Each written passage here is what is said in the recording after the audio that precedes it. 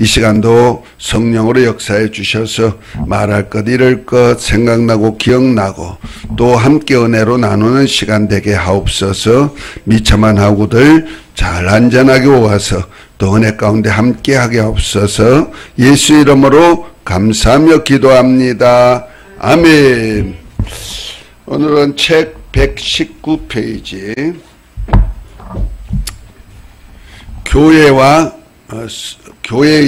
교회의 성령과 권능 119페이지.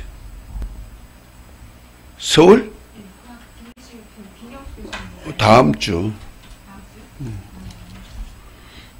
그런데 당분간은 좀 힘드실 것 같아. 네? 많이 몸이 항암을 하니까 몸이 많이 망가지는 것 같아.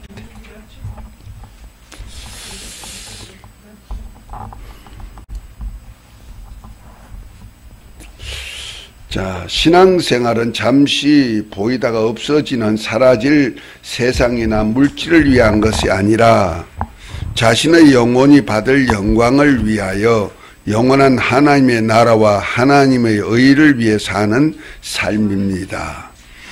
그 하나님의 나라가 이 땅에서는 자신의 심령에서부터 시작하여 가정과 이웃과 나라와 세계로 이어지고 영적인 세계에서는 교회와 천국에서 어린 양의 신부에 이르는 생활이 되어야 하는데 이를 주관하시고 인도하시는 분이 하나님의 성령이십니다.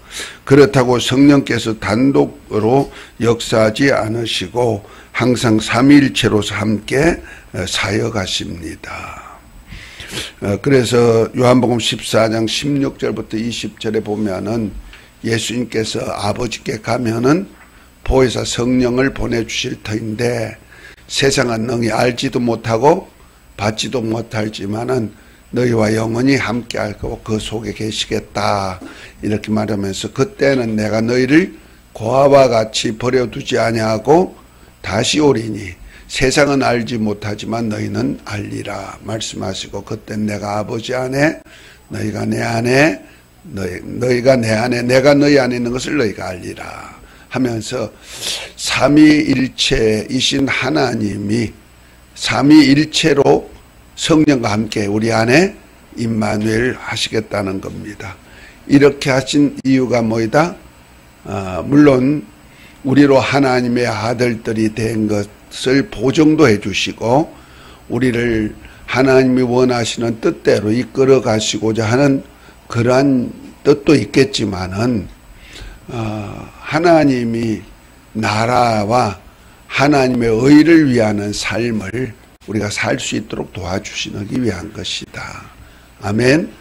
그래서 우리 주님이 우리를 기도를 가르치실 때 너희는 먼저 하나님의 나라와 의를 위해서 기도하라 했는데 우리가 기도할 때 하나님이 도우시잖아요. 그 기도가 없으면 우리는 신앙이 하나님이 도와주는 기도가 없으면 우리는 할 수가 없어요. 그런데 성령이 오시면은 우리의 기도를 도와주신다는 거죠. 지난 시간에도 잠깐 얘기했습니다만은 베드로와 가롯 유다 그 신앙의 차이, 예수님이 십자가 죽으심을 앞두고 예수님께서 가롯 유다도 예수님을 팔 것을 알았잖아요. 그리고 오히려 그를 위해서는 떡을 찍어주면서 떡을 찍어주는 그가 나를 팔리라고 찍어서 가롯 시몬의 아들 유다에게 주니 사단이 들어가서 이제 미혹하니까 너 할 일을 해라 하고 주님이 예수님을 팔라는 그 일을 하도록 허용하셔 버린 거죠. 그래서 사단이 들어가서 결국 가서 그를 이제 예수님을 파는 일을 했죠. 그런데 그 시간에 베드로도 내가 주님 죽을지라도 내가 따라가겠습니다 하니까 뭐랍니까? 내가 오늘 밤 다굴기 전에 나를 3번 부인하리라 하고 말씀하시면서 하신 말씀이 누가복음 21장에 보면 그래요. 사단이 너를 밀가부르듯 했지만 너 믿음이 떨어지지 않도록 내가 기도했노라. 한번 누가복음 한번 볼까요? 오랜만에 내가 그 성경을 찾아보려고 하니까 딱 맞는지 모르겠네. 21장인가요?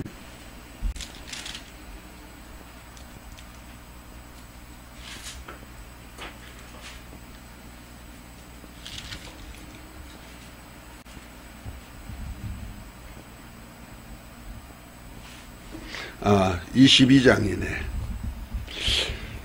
그 성찬식을 행하시고 난 다음에 그 31절 보면 시몬아 시몬아 보라 사단이 밀가부르듯 하려고 너를 천구하였으나 그러나 내가 너를 위하여 내 믿음이 떨어지지 않기를 기도하였노니 너는 돌이킨 후에 내 형제를 굳게 하라.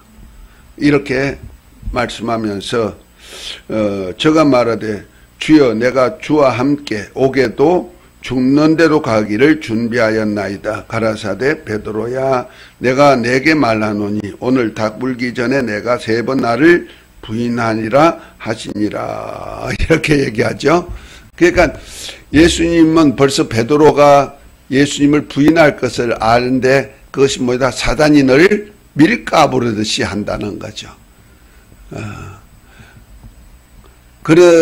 그러나 베드로가 타락하지 않은 이유가 뭐이다? 예수님이 기도했다는 사실이죠.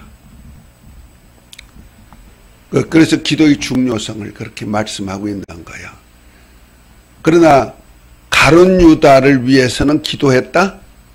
그런 얘기가 없잖아요. 오히려 너 할 일을 하라 하고 유혹을 역사해 버리지요. 왜? 가룟 유다는 하나님의 돈을 훔쳐간 연복계 돈을 훔쳐가는 마귀이기 때문에 마귀의 종이거든요. 마귀의 종이기 때문에 마귀가 사용하도록 역사해 버렸죠. 결국 제자들은요 다 예수님을 부인하고 그 아주 주와 함께 죽겠다던 베드로는 극구 부인하고 저주하면서 부인했잖아요. 그런데도 나중에 보면 위대한 사도가 될 수가 있었고 교회에서는 주춧돌이 될 수가 있죠. 기둥이 될 수 있었단 말이야. 왜 그랬을까? 물론 우리 주님이 베드로의 신앙 고백 위에다가 교회를 세우시겠다는 약속도 있겠지만은 그 약속을 이루기 위하여서 주님은 베드로가 시험 들지 않도록 기도해 주신 거예요. 주님의 기도 덕분에 베드로가 사단이 밀가부르듯 했지만은 그가 믿음이 떨어지지 않도록 나중에 돌이켜서 교회를 세우고 형제를 튼튼하게 하는 그 일을 했다는 거 아니에요. 그렇죠? 그런데 그 주님이 지금 하늘에 올라가 가지고 우리를 위해서도 지금 기도하고 계시죠. 요한일서 2장 1절 2절에 보면은 우리 죄를 위해서 우리가 혹시라도 사단에 의해 가지고 사단이 밀가부로 돼 가지고 신앙에서 벗어나게 만들고 죄를 짓게 할지라도 우리 주님이 지금도 하나님의 앞에 보좌 앞에서 우리 죄를 위해서 뭐한다? 간과해 주신다. 기도해 주신다는 거죠. 그것 때문에 우리 믿음이 떨어지지 않도록 만들어 주신다는 거예요.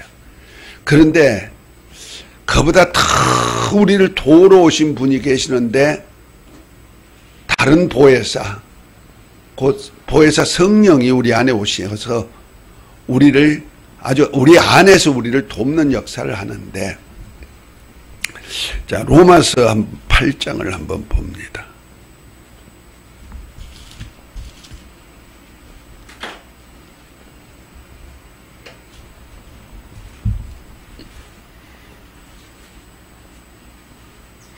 (26절) (27절) 보면 이렇게 말합니다. 28절까지 자, 한번 읽습니다. 8장 26절부터 28절까지. 이와 같이 성령도 우리 연약함을 도우시나니 우리가 마땅히 빌 바를 알지 못하나 오직 성령이 말할 수 없는 탄식으로 우리를 위하여 친히 간구하시느니라. 마음을 감찰하시는 이가 성령의 생각을 아시나니 이는 성령이 하나님의 뜻대로 성도를 위하여 간구하심이니라. 우리가 알거니와 하나님을 사랑하는 자 곧 그 뜻대로 부르심을 입은 자들에게는 모든 것이 합력하여 선을 이루느니라 그랬죠. 다시 말해서 하나님의 뜻대로 부르신 자가 누구냐면 성령 받은 사람이에요. 그래서 사도행전 2장 38절에 보면은 너희가 각각 회개하고 예수 그리스도의 이름으로 세례받고 제사함을 얻어라. 그래야 하면 성령을 선물로 주시리니 이는 하나님이 얼마든지 부르신 자들에게 주시는 것이다 그랬거든요. 그러니까 성령 받은 사람은 하나님이 부르신 자들이잖아요. 그 부르신 자들을 합력하여 선을 이루게 하려고 누굴 보내주신다? 성령을 보내주신다는 거죠. 성령을 보내줘가지고 뭘 한다? 우리가 마땅히 해야 될 일을 모르고 엉뚱한 기도한다든지 혹은 내가 잘못 기도하는 것이 있으면 탄식하면서 나를 위해서 간구해 주신단 말이야. 아멘. 뭐 하려고? 내 믿음이 떨어지지 않도록 사단이 물값으로 해도 시험 들지 않게 하시려고. 그런데 보십시다. 가룟 유다는 예수님이 죄 없는 분인 것을 잘 알아요. 잘 안다니까. 그래서 자기 생각에 곧 인본주의 생각으로 내가 예수님을 공에 붙여도 죄 없는 분이란 것을 자타가 공인하고 있으니까 분명히 그 공의 그 지도자들이 군중이 죄 없다고 하는데 자기들이 어떻게 할 수 있을까? 그러면 공회가 죄 없다고 인정해 주는 그 인정함에 의해서 예수님 사역이 더 순조롭지 않겠느냐. 왜냐면 내 생각은 그런 거예요. 우리는 한번 추측해 보는 거예요. 가룟 유다는 예수님이 죄 없다는 걸 아는 사람이에요. 왜냐면은 나중에 이제 정죄되니까 자기 생각하고 달랐단 말이야. 그러니까 은 30 받았던 거 들고 대제사장 앞에 가가지고 뭐랍니까? 돈을 던지면서 내가 죄 없는 사람 팔았다. 예수님은 죄 없다 하고 증거한 거거든요. 실제 제자 중에 대제사장 앞에 가가지고 예수님이 죄 없다고 증거한 사람은 가룟 유다 하나밖에 없어요. 그렇죠? 나머지는 다 도망갔고요. 베드로는 3번이나 부인한테 저주하면서도 부인했다니까요. 그런데 가룟 유다만은 예수님이 죄 없다고 공회 앞에다가 선포한 거나 똑같은 거예요. 그런데도 예수님은 가룟 유다를 구원하는 역사가 없다는 거죠. 망하도록 내버려둬 버렸죠. 왜 그랬을까? 가룟 유다는요, 인본주의자거든요. 자기 생각에는 예수님이 죄 없으니까 공회에 붙여도 공회가 저를 정죄하지 못할 것이다. 그러면은 우리 종교 지도자들이 예수님을 방해할 수 있다 없다? 없을 거야. 그 생각에서 공회에다 붙이는 것을 원했던 것이고 그 공작을 했던 거예요. 그 덕분에 자기는 뭐한다? 원래 인본주의자들은 돈 버는 위해서 하는 거 아니야. 세상 다 인본주의가 돈 벌기 위한 것이니까 덕분에 나도 내 욕심 좀 채우자 해가지고 은 30에 받았단 거죠. 물론 하나님 말씀 이루기 위해서 그렇게 했겠지만은 한 사건이지만은 어쨌든 가룟 유다의 마음을 이용했단 말이에요. 그러니까 봐요. 우리가 알아야 될 것이 성경에서 보면은 돈과 하나님과의 관계에서 결부된 것은 용서가 있다 없다? 용서가 없는 거예요. 참 무섭습니다. 돈하고의 관계는 철저하게 하나님이 응징하시더라고요. 성경에 보면은 구약에 누가 나오죠? 여리고성 점령해가지고 거기에 있는 좋은 것은 전부 다 하나님의 것이라고 정했는데 아간이란 사람이 어떻게 했어요? 하나님의 것에서 외투한 벌, 금덩어리 조금 갖다 놨다고 해가지고 그 가족, 그저가 전부 다 땅속에다 수장 지내잖아요. 가차 없죠. 사도행전 5장에 보면 아나니아와 삽비라 부부가 나오죠. 그들이 땅을 팔아가지고 하나님께 드리겠다 해놓고 땅값 얼마를 감추었다. 근데 그것이 하나님께 들켰단 말이야. 만물을 다 하시는 하나님이 못 뽑겠어요? 내 생각에는 그래요. 그 아나니아 삽비라가 땅을 팔 때 자기들이 땅을 얼마만큼 될 것이다. 그만큼 내가 팔아가지고 하나님께 드린다 생각했는데 팔다 보니까 더 많이 받은 것 같아. 그러니까 자기들이 작정한 생각한 것보다가 더 많으니까 요거는 뭐 안 드려도 되겠지 하고 그냥 그 덕분에 또 하나님께 다 드린다 했는데 또 마음에 걸리니까 감추었다 그러는 거예요. 결과에 가지고 아나니아 삽비라 부부는 하나님께 헌신하고도 땅 헌신하고도 죽었어요. 가차없이 죽었어요. 가룟 유다도 하나님의 궤에 돈을 훔쳐가는 자였고 결과적으로 예수님을 파는데 도물질과 바꾸었기 때문에 결국 가서는 용서가 없죠. 그러니까 그걸 안 주님은 그 돈과 결부된 사람을 위해서는 기도를 하지 않았다. 난 그렇게 생각하는 거야. 가룟 유다는 분명히 예수님이 죄 없는 분인 걸 아는 사람이거든. 다른 제자들도 똑같지만은 분명히 알고 담대하게 말할 수 있는 사람은 가룟 유다 하나밖에 없다니까요.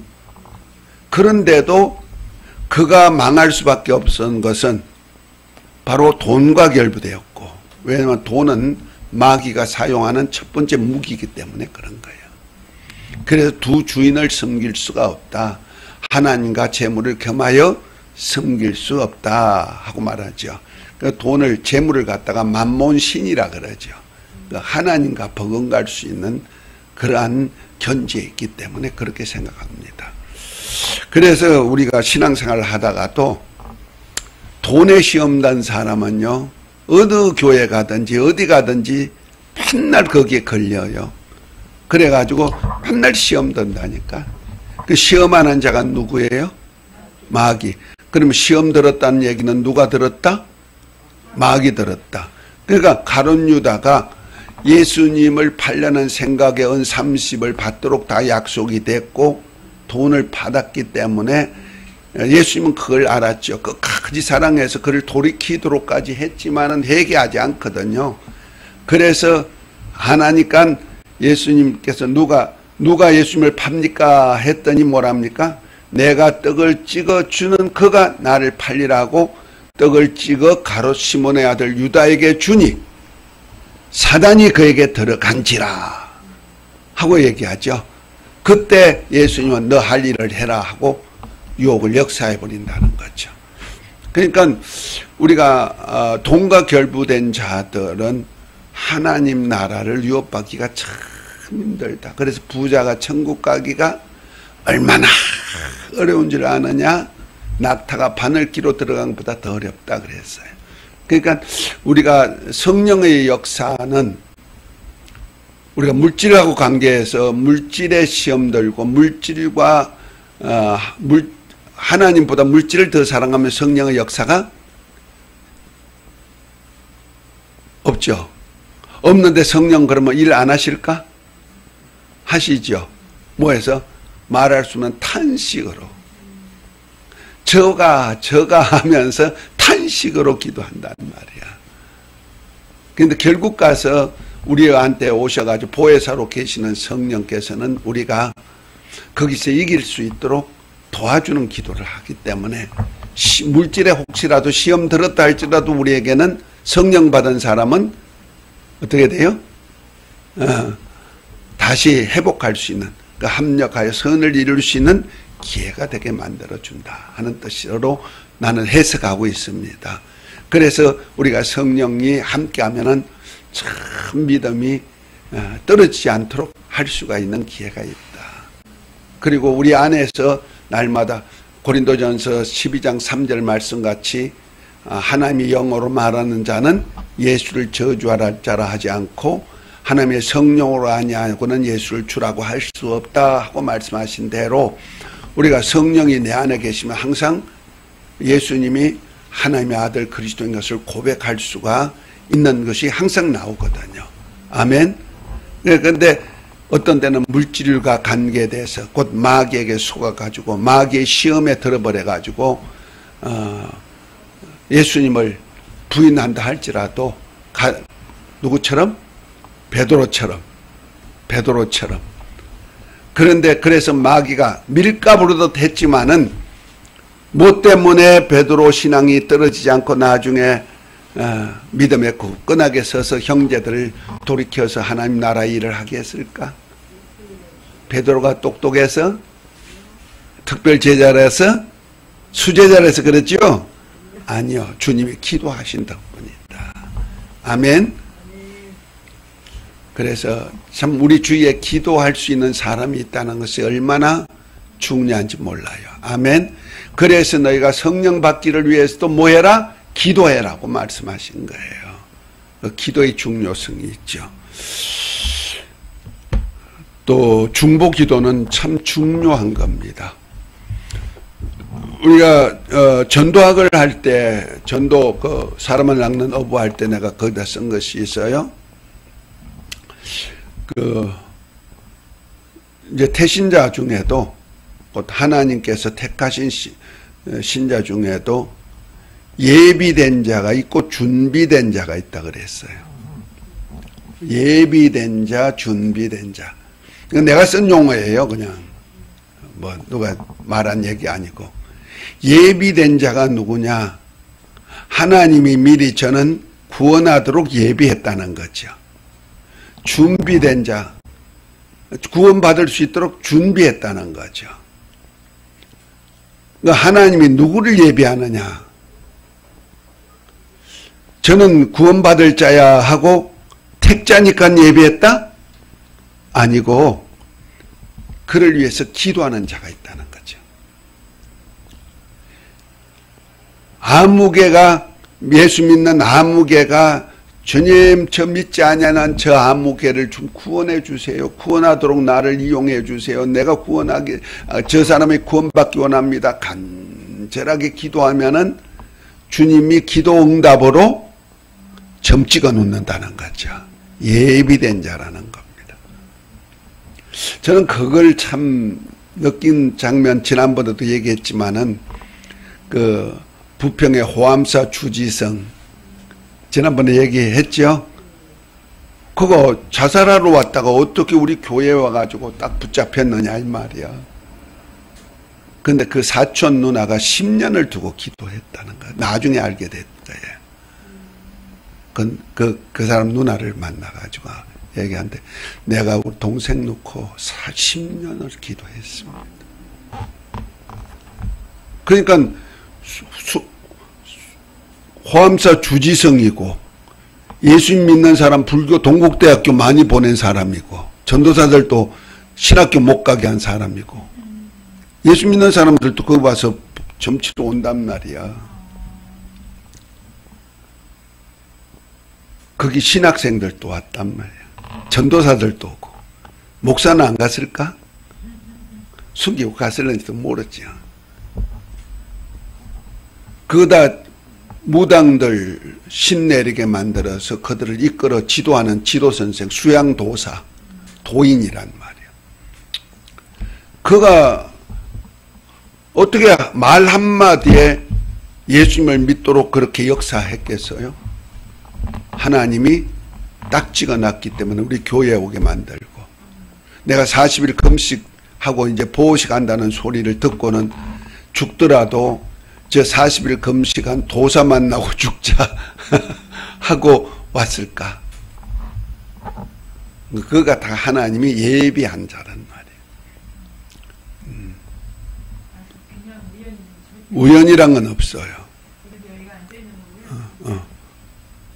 복음을 들을 수 있는 기회가 그냥 주어지는 거 아니야. 그리고 또 하나 준비된 자는 누구냐면요. 예수 믿으세요. 예수 믿으면 행복해집니다. 예수 믿으면 사업도 잘 됩니다. 예수 믿으면 병도 고쳐집니다. 예수 믿으면 천국 갑니다. 이런저런 소리를 많이 들었던 사람들, 곧 복음을 많이 들었던 사람들, 어렵고 힘들지만은 예수 믿으면 평안이 옵니다. 그 평안의 복음을 전한 그 소리를 들었던 사람들, 그 중에도 그렇게 듣고 있었는데 에이 그 들을 때는 에이 뭐 그런 거 됐어? 그렇게 했는데 자기 환경이 어렵고 아프고 힘든 처지가 딱 되면은 그 소리가 영영 들린단 말이야. 그래가지고 아이고 나도 예수 믿어볼까? 은근히 믿으면은 병도 고쳐준다는데 자식도 잘 된다는데 마음이 평안하다는데 그러면서 믿어볼까 하는 데다가 탁 찔러면은 오는 사람이 있단 말이야. 준비된 영혼이죠. 자, 그런 사람들이다. 누구냐면 기도한 사람들, 기도하고 사역하는 사람들 통해서 다 그렇게 되는 거예요. 그거 다 성령의 역사죠. 할렐루야. 그래서 우리가 성령 받아야 될 일이 바로 그런데 있는 것이다 하는 거예요. 주의 사역하는데 절대적으로 나에게도 유익하지만은 주님 나라를 위해서 쓰시고자 하신 사역이라는 거죠. 자, 119페이지 그 가운데 이 성령의 사역하심을 보면 창세전에 성부 하나님의 뜻을 이루시고자 성자 예수 그리스도를 동정내게 수택해 하여서 세상에 보내셨고 그를 기름 부으시고 사역에 함께하여 하나님의 영광을 나타내셨고 그리스도로서의 사역을 마치시고 하늘에 올라가실 때 그를 따르는 제자들에게 성령과 권능을 받아서 증인이 되실 것을 말씀하셨습니다.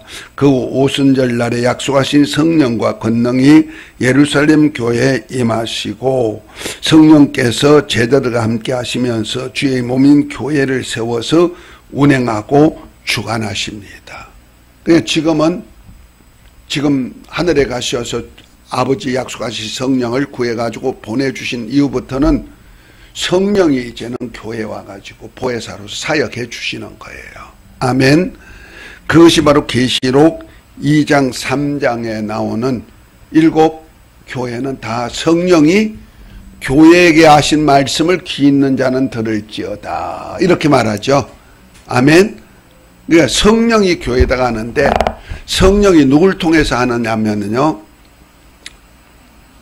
주의 종들을 통해서 하는 거예요. 그거 다르다는 거죠. 성령이 직접 교회에다가 역사하실 수도 있지만은 그렇게 하는 것이 보편적인 것이 아니고 주님이 사역하실 때는 오른손에 7별을 붙잡고 사용하신데 7별은 7교회의 사자란 말이야. 이 사자가 누구냐면 목사야. 그래서 사도행전 20장 38절 한번 읽어봐요. 사도행전 20장 38절.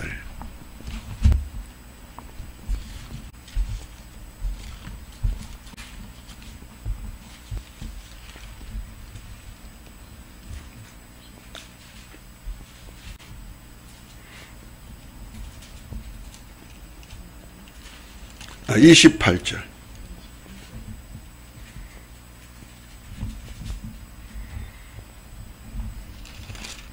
한번 읽어보십시다. 너희는 자기를 위하여 또는 온 양떼를 위하여 삼가라.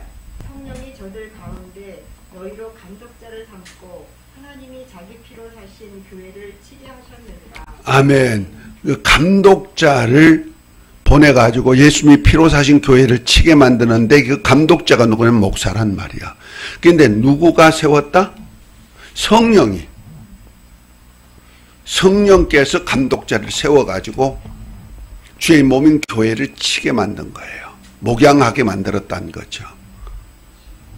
그러니까 오른손에 7별을 붙잡았는데 7교회의 사자를 통하여서 교회에다가 말씀을 전하는 거예요. 아멘.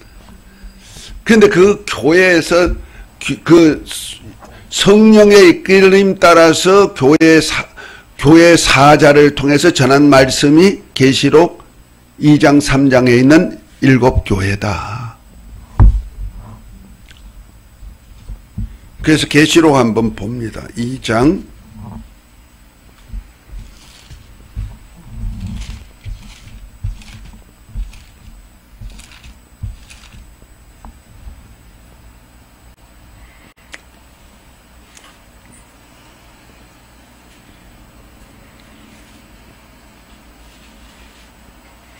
자, 20절에 보면 1장 20절에 보면 내 본 것은 오른손에 7별과 7별의 비밀과 7촛대와 7별은 내 본 것은 내 오른손에 7별의 비밀과 7금촛대라.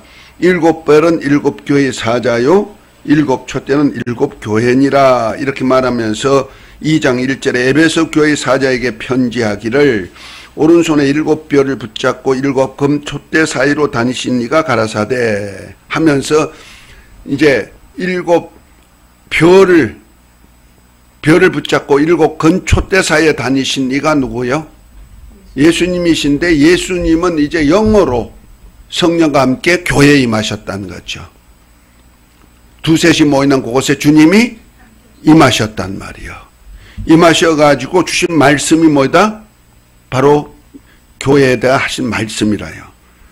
그래서 마지막 주 말씀하시고 6절 7절에 보면 이렇게 오직 내게 이것이 있으니 내가 니골라 당의 행위를 미워하노도 나도 이것을 미워하노라 하면서 7절에 귀 있는 자는 성령이 교회들에게 하시는 말씀을 들을지어다. 교회들이에요. 이 교회들을 했을 때는 에베소 교회만 아니다 이런 얘기 있죠. 그 7교회 전체를 얘기하는 거예요. 귀 있는 자는 성령의 교회들에게 하신 말씀을 들을지어다. 이기는 그에게는 내가 하나님의 낙원에 있는 생명나무의 과일을 주어 먹게 하리라. 에베소 교회는 예수 이름 가지고 사역도 잘하고 또 성경 공부도 잘 하여서 거짓 선자도 알아내고 또 니골라당의 교훈도 싫어하고 그 인본주의죠. 인본주의 교훈도 싫어하고 다 잘하는데 뭐 하나 잃어버렸다? 처음 사랑의 행위를 잃어버렸는데 잃어버렸기 때문에 촛대를 옮겨버린다 그랬어요. 그 촛대 옮긴다는 얘기는 촛대가 뭐다? 7교회라 그랬죠. 7교회단 말이에요. 그 교회가 없어지면 주님의 교회를 옮겨버린다는 거죠. 그러면 촛대 사이로 다니신 주님이 떠나버리는 교회죠. 그렇죠? 그럼 주님 없는 교회가 된다는 거예요. 그런데 성령이 교회하시는 말씀을 듣고 회개하라. 그리고 처음 행위를 가지란 말씀을 듣고 이긴 자, 그 말씀대로 사는 자는 뭐다? 낙원에 있는 생명과를 주어 먹게 하리라고 말씀하고 있는 거죠. 이것이 누구의 말씀이다? 성령의 말씀이라는 거예요. 그러면 스마나 교회도 똑같은 현상이 있죠. 고난 속에서도 끝까지 이기면은 생명의 면류관을 주시는데 10절 하반절이 있죠. 11절에 귀 있는 자는 성령이 교회들에게 하시는 말씀을 들을지라. 이거 교회들이에요. 한 교회만 아니란 얘기 있죠. 그러니까 모든 교회가 들어야 될 일이라는 거죠. 또 12절부터는 이제 버가모 교회에다가 얘기하죠.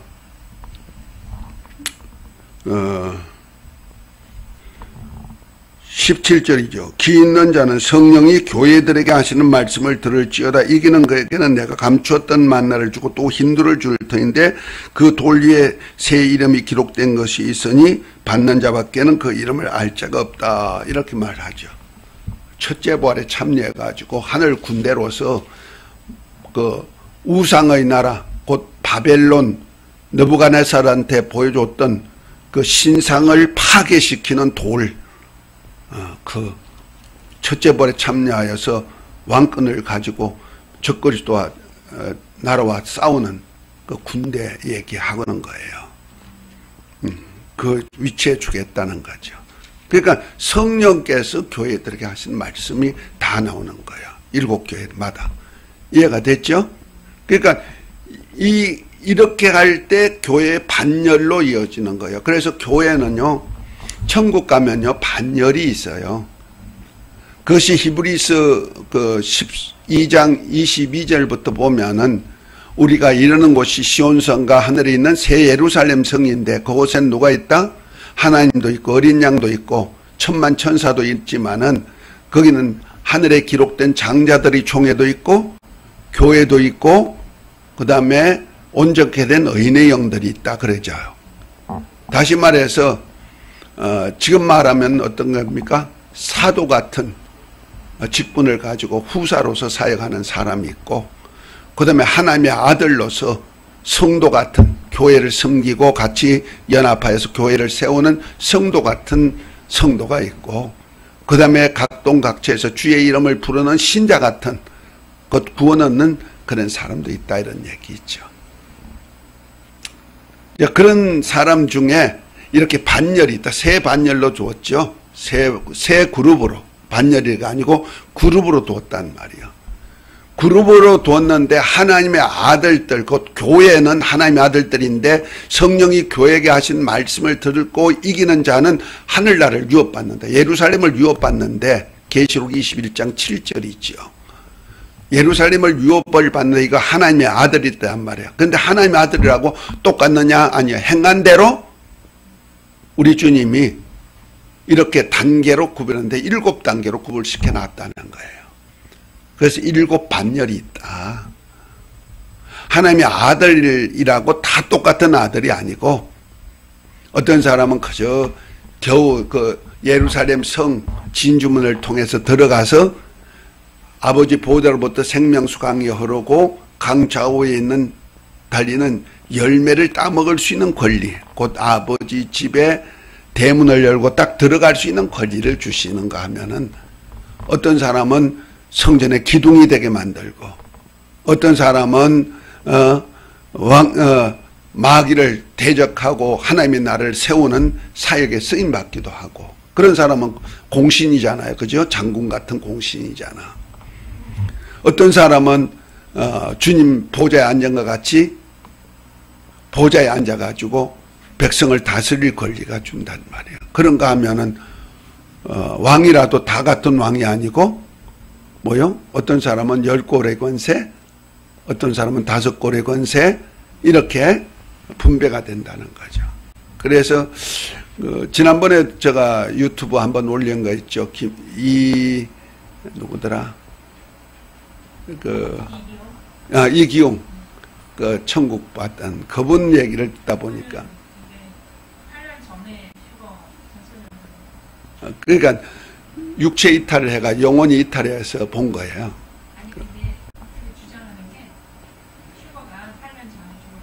그거는 이제 잘못 알아서 그런 거고.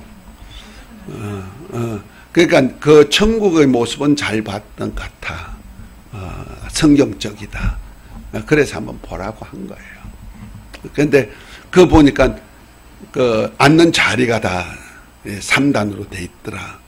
3단 돼 있는데 같은 자리라도 다 다르더라. 이렇게 표현하거든요. 그럴 수밖에 없는 것이 이제 백성이 있는 데와 이제 그 단 위에 올라간 사람들 중에도 단이 다르다는 거야. 의자 수가 다르고 그러는데 성전 뜰이 있고 그 다음에 성소가 있고 지성소가 있단 말이야. 들어가는 사람이 다르잖아요.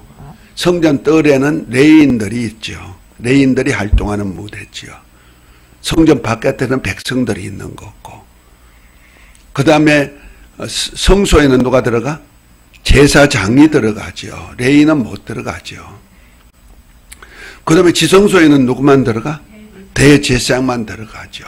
이렇게 삼청천이 있더라. 맞는 거예요. 그 하늘 것을 보여준 것이 성막이니까.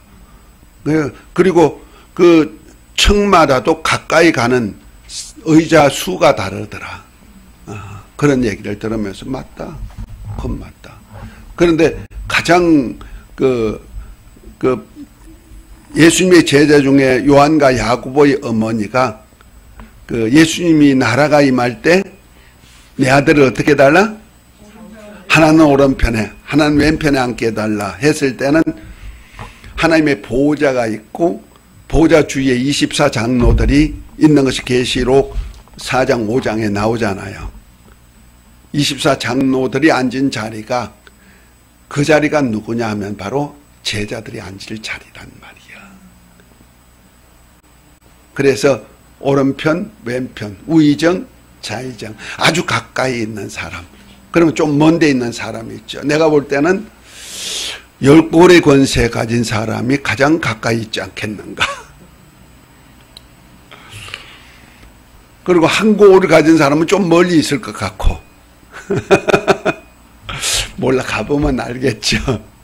나는 거기에서 10골 아니야 11골 가졌으면 좋겠다 하고 일하는데 내가 해놓은 거 보니까 아이고 내가 과연 거기 갈 수 있을라나. 글쎄 나는 한 일을 보면 택도 없는데 솔직히 처음에 목회할 때 나는 그것을 보고 그거 얻으려고 목회 시작한 거야. 나하고 같이 하자 하고 했을 때 그러면 그 나라 주겠네. 기왕이면 그 자리 10골에 있는 자리 내가 얻자. 그렇게 하고 시작한 거예요. 실제는 말씀을 알았으니까 그러죠. 성경을 그 당시에 한 40-50독을 했으니까. 그래서 참 소망 중에 했어요. 우리 집 사람이 크크 반대하고 사업에 가서 한참 돈 잘 버는데 그렇게 했으니까 그냥 집에다가 돈도 제법 갖다 주니까 돈 쓰는 재미도 솔떡솔떡 있는데 돈 쓴다고 뭐 자기 위해서 쓰는 건 별로 없고 목사님하고 신방 다니면서 돈 쓰는 재미지 뭐 사주고 없는 사람 뭐 해주고 뭐 이런 거 하다 보니까 돈 쓰는 재미가 솔솔 나는데 그냥 개척교회 한다 하니까 개척교회 뻔히 아는데 얼마나 반대했는지 몰라. 그래도 나는 소망이 있으니까. 우리가 소망이 없으면요 주의를 하는데 재미가 없어요. 고생스러우면 이거 뭐 이래 그랬죠. 소망 있는 사람은 고생은 고생으로 보지 않는 거예요. 보세요.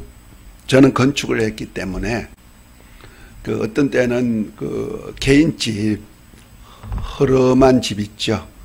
판잣집, 뭐 스라브 집, 스레터 집들. 옛날 내가 할 땐 스레터 집들이 많았어요. 시커먼 스레터들 있는 거.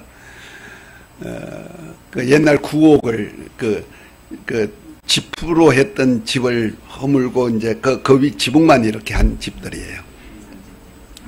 예? 그래서 그 집을 허물고 2층 집으로 지어달라는 집을 내가 한번 지어준 적이 있어요.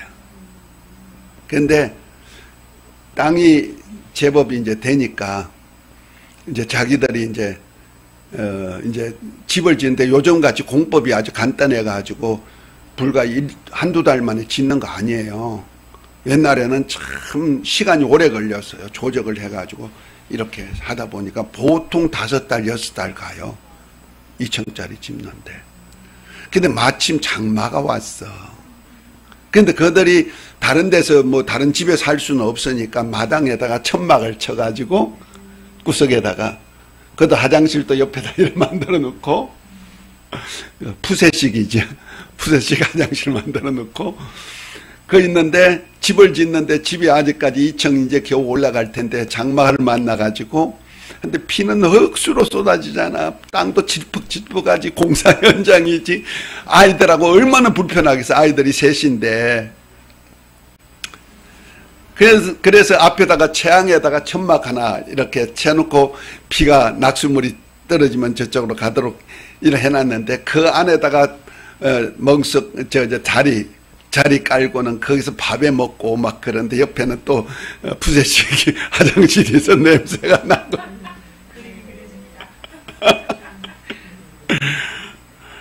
그런데 거기에 아이들이 사춘기 아이들인데 투덜거리는 아들이 없어요. 옆에 집이 지어지는 것이 보이니까 언제 지어지면 우리 저거 사는 거야. 너무 멋진 집이요. 투덜거리지도 않고 부모님들도 투덜거리지도 않고 너무 좋아가지고 비가 와도 그 안에서 노래하는 아이들도 있고요. 그래요. 그거 보면서 맞아. 우리가 소망이 있으면은 저렇구나. 현실이 아무리 어렵고 어려워도 내가 하늘나라에 내가 있는 집이 저런 집이라고 안다면은 과연 이 땅에서 내가 아주 비 가운데 비가 추죽추죽 떨어지고 부채식 냄새가 푹푹 나는 곳에 있다 할지라도 나는 기뻐할 수가 있겠구나. 그걸 알려주는 분이 누구냐면 성령이라 이 말이야. 그래서 성령께서는 교회에 하신 말씀이 뭐요? 하늘나라 가서 얻을 상에 대한 얘기를 자꾸 심어주는 거거든. 아멘? 그런 걸 가르쳐 주신단 말이야. 성령이 교회에게다 하신 말씀이니까. 누굴 통해서? 주의 종을 통해서. 그래서 주의 종이 성령에 이끌려서 성경 말씀대로 전하는 사람인가 아닌가에 따라 가지고 성도들이 삶이 달라지는 거예요. 현실에 대해서 사는 삶이 달라진단 말이야. 그래서 아무리 감옥에 있을지라도 주와 복음을 위해서 감옥에 간 바울과 실라가 옥중에서 찬송할 수 있었던 것, 옥 바깥에 있는 사람들에게 기뻐해라, 내가 다시 말하노니 기뻐해라 하면서 기뻐하라고 할 수 있는, 옥중에서도 옥 바깥에 있는 사람한테 기뻐하라고 할 수 있는 담대함이 그 속에 있다는 거죠. 아멘.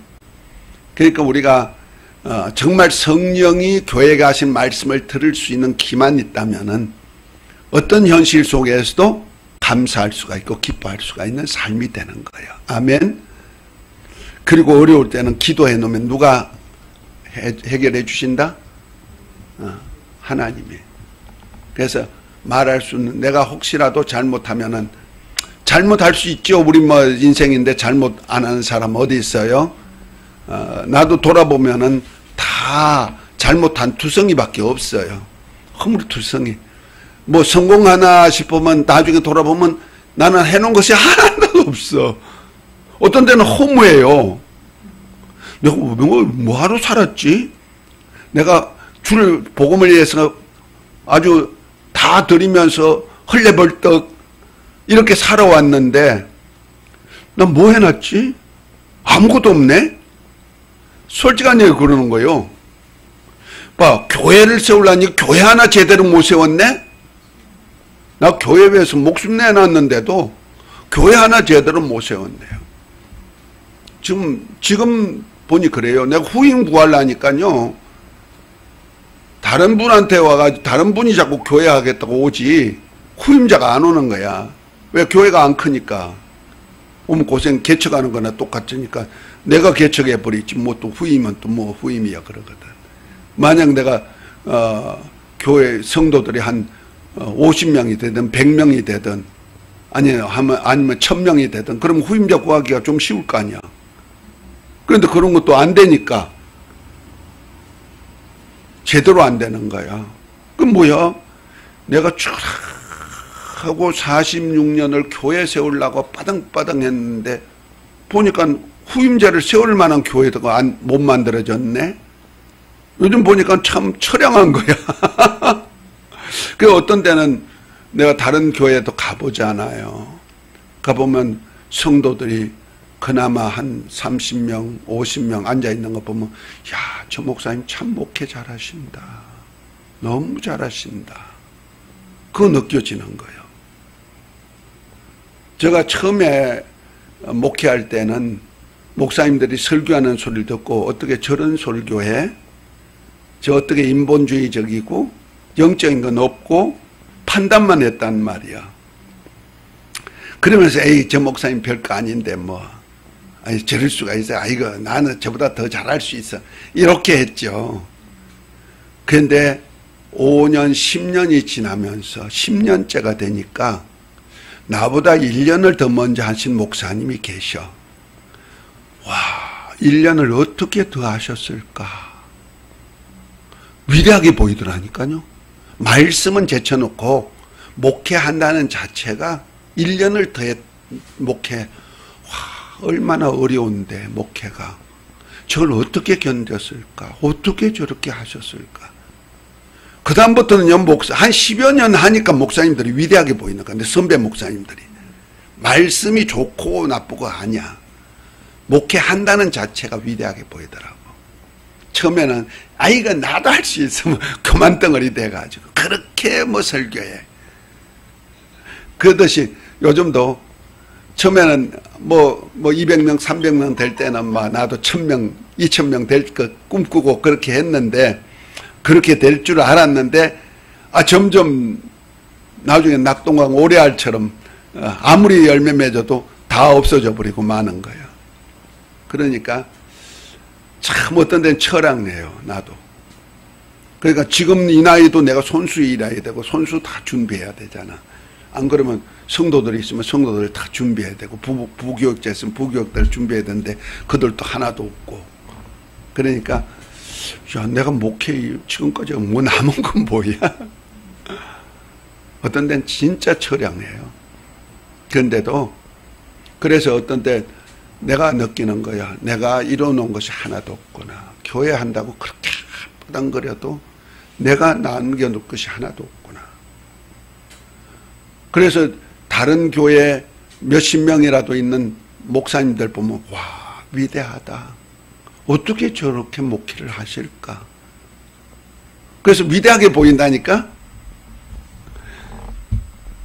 그거 다 연조되니까 그래. 그러니까 우리가 이 땅에 살아보면은 수고와 고생만 남지 내가 뭐 이루어오는 것이 있을까? 하나님 앞에 서면은 진짜 부끄러운 것밖에 없는 거예요. 내가 자랑할 것이 하나도 없어.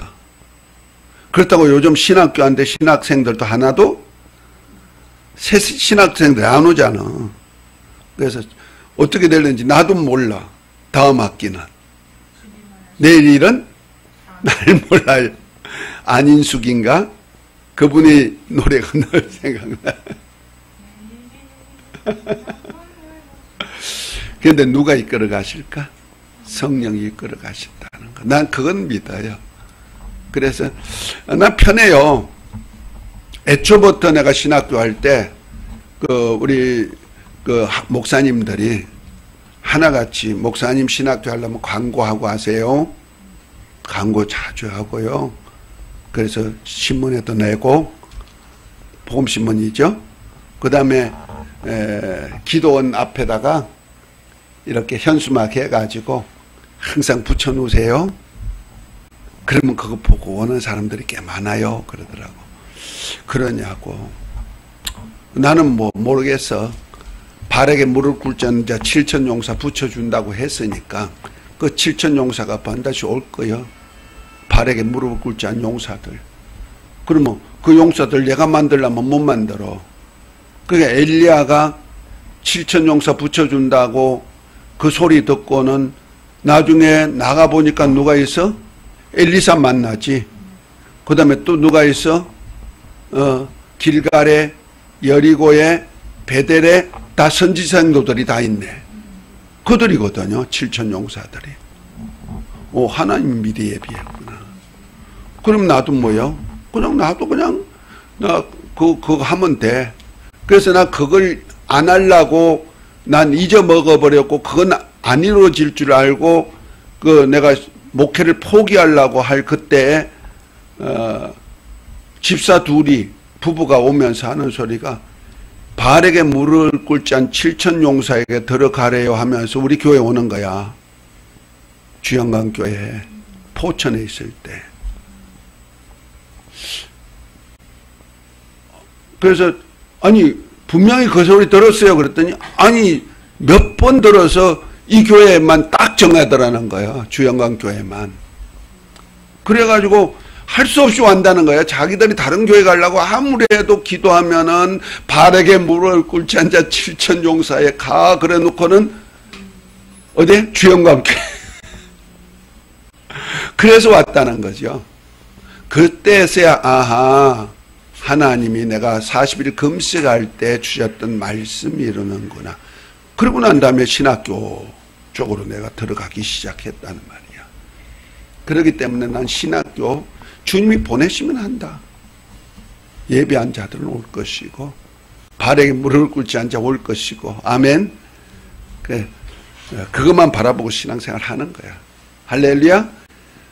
그래서 내가 신학교 지금 7년째인데 7년째 여기 와가지고 7년째인데 7년째 아무리 허둥거려도 허적거리는 것만 있었지 숨만 찼지 이러는 것이 별로 없다.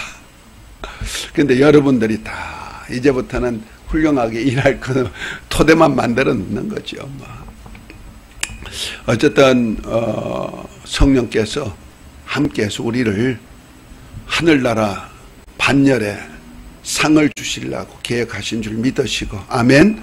이제부터 교회와 성령과 권능에 대한 얘기를 좀 더 깊이 이제부터 알아보도록 하겠습니다. 잠시 쉬었다가 하겠습니다.